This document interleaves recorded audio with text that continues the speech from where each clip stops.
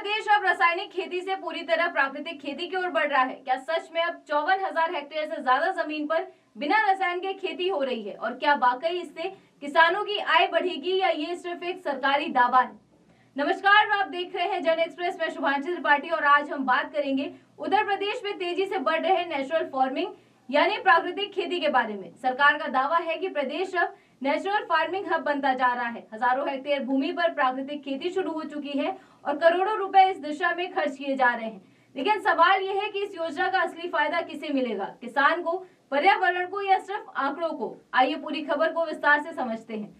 सबसे पहले समझते हैं कि प्राकृतिक खेती क्या होती है। प्राकृतिक खेती में रासायनिक खाद, कीटनाशक और रसायनों का इस्तेमाल न्यूनतम या बिल्कुल नहीं किया जाता है। इसमें गोबर, गौमूत्र, जीवामृत, बीजामृत और अन्य जैविक तत्वों का उपयोग किया जाता है। इसका उद्देश्य है मिट्टी की सेहत सुधारना, खेती की लागत कम करना, पर्यावरण की रक्षा करना और किसानों की आय बढ़ाना। वर्तमान में प्रदेश में 75 जिलों में प्राकृतिक खेती को बढ़ावा दिया जा रहा है। करीब 54,300 हेक्टेयर क्षेत्र में पहले से प्राकृतिक खेती की जा रही है। सरकार इस योजना के विस्तार के लिए 298 करोड़ रुपए खर्च करने जा रही है।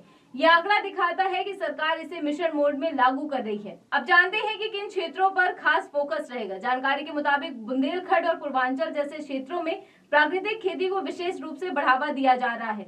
इन इलाकों में अक्सर पानी की कमी, कम वर्षा और कमजोर मिट्टी जैसी समस्याएं रहती हैं। प्राकृतिक खेती इन समस्याओं का समाधान मानी जा रही है क्योंकि इसमें कम पानी और स्थानीय संसाधनों का अधिक उपयोग होता है। वहीं प्राकृतिक खेती का एक और महत्वपूर्ण हिस्सा है गौ आधारित खेती। सरकार का फोकस है कि किसान रासायनिक खाद की जगह गोबर और गौमूत्र से तैयार जैविक घोल का इस्तेमाल करें। इससे खेती की लागत कम होगी, रासायनिक निर्भरता घटेगी और मिट्टी की उर्वरता लंबे समय तक बनी रहेगी। इसके लिए किसानों को प्रशिक्षण भी दिया जा रहा है। साथ ही प्राकृतिक खेती के तरीकों की जानकारी, जैविक खाद तैयार करने की तकनीक और बाजार से जोड़ने की रणनीति भी बताई जा रही है। सरकार का दावा है कि इससे किसानों की आय में वृद्धि होगी। प्राकृतिक खेती के सकारात्मक प्रभावों में सबसे बड़ा लाभ है स्वास्थ्य और पर्यावरण का संरक्षण। रासायनिक खेती से मिट्टी की गुणवत्ता घटती है, भूजल प्रदूषित होता है और खाद्य पदार्थों में रसायन पहुंचते हैं। प्राकृतिक खेती इन समस्याओं को कम करने का प्रयास करती है। अगर ये मॉडल सफल होता है तो उत्तर प्रदेश देश के लिए एक उदाहरण बन सकता है। अब सबसे बड़ा सवाल है, क्या इससे किसानों की आय दुगनी होगी? ऐसा माना जा रहा है कि प्राकृतिक खेती में लागत कम होती है क्योंकि रासायनिक खाद और कीटनाशक पर खर्च नहीं करना पड़ता, इसीलिए किसानों को फायदा मिल सकता है। लेकिन उत्पादन शुरुआती वर्षों में थोड़ा कम हो सकता है। अगर सरकार बाजार में बेहतर दाम दिलाने में सफल होती है तो ये मॉडल किसानों के लिए लाभकारी हो सकता है। हालांकि हर योजना की तरह इसमें भी कुछ चुनौतियां शामिल है, जैसे कि किसानों की मानसिकता बदलना आसान नहीं है और जैविक उत्पाद के लिए अलग बाजार व्यवस्था चाहिए।